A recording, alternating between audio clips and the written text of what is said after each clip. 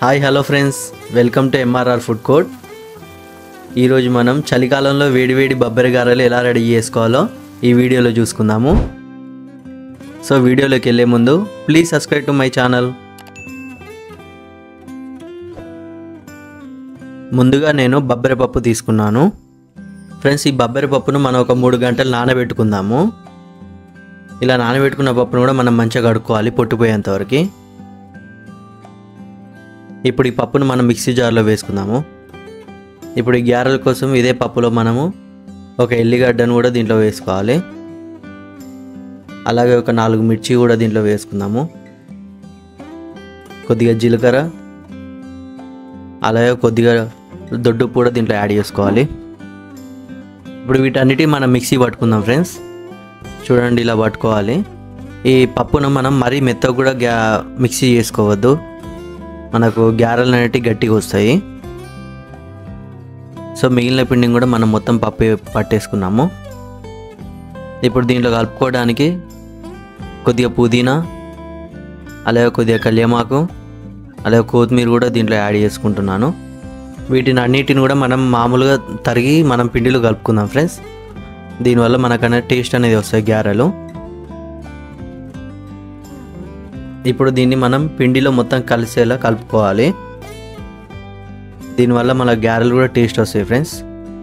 అలాగే దీంట్లో మనం పాలకూర కూడా యాడ్ చేసుకోవచ్చు.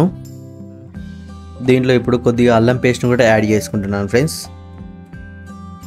మళ్ళీ ఒకసారి మనం పిండిలో మొత్తం కలిసేలా కలుపుకుందాము.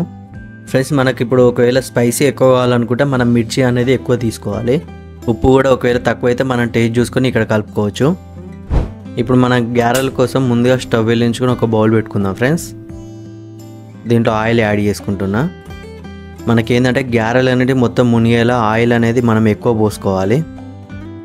ఆయిల్ అనేది మనకి హీట్ అయ్యాక మనం ముందుగా కలిపెట్టుకున్న పిండి ఉంది కదా ఫ్రెండ్స్, దాన్ని మనం గారెలుగా వేసుకొని ఇలా ఆయిల్లో వేసుకోవాలి. ఈ గారెల సైజ్ అనేది మనం పలసగా చేసుకోవాలి. మందంగా వస్తే లోపల పిండి అనేది ఉడకదు. కాబట్టి ఇలా పలసగా వేసుకుంటే మన గారె కూడా మంచిగా తొందరగా ఉడుకుతుంది లోపల కూడా.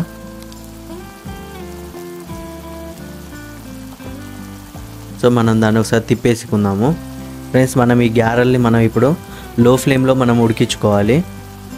ఎందుకంటే హై ఫ్లేమ్ పెడితే మనకు గారె అనేది ఉడకకముందే మాడిపోతూ ఉంటాయి. చూడండి, మనం 2 వైపులా దీన్ని తిప్పుకుంటూ గోల్డెన్ కలర్ వచ్చే వరకు ఉంచుకొని తీసేసుకుందాము.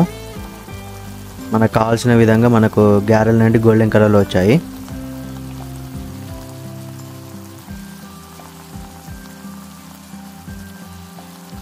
సో మిగిలిన పిండిని కూడా ఒకవేళ మన గారెలు ఇట్లా రాకుంటే మనం వీటిని ఇలా రౌండ్ కూడా బాల్స్ లెక్క వేసుకోవచ్చు. చిట్టి గారెలు అంటారు వీటిని. ఇలా కూడా మనం ఈజీగా వేసుకోవచ్చు.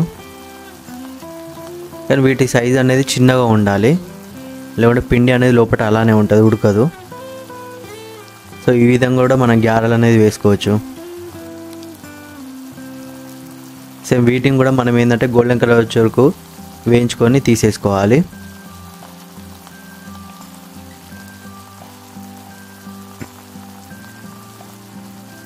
సో మనకు కావాల్సిన విధంగా వచ్చాయి.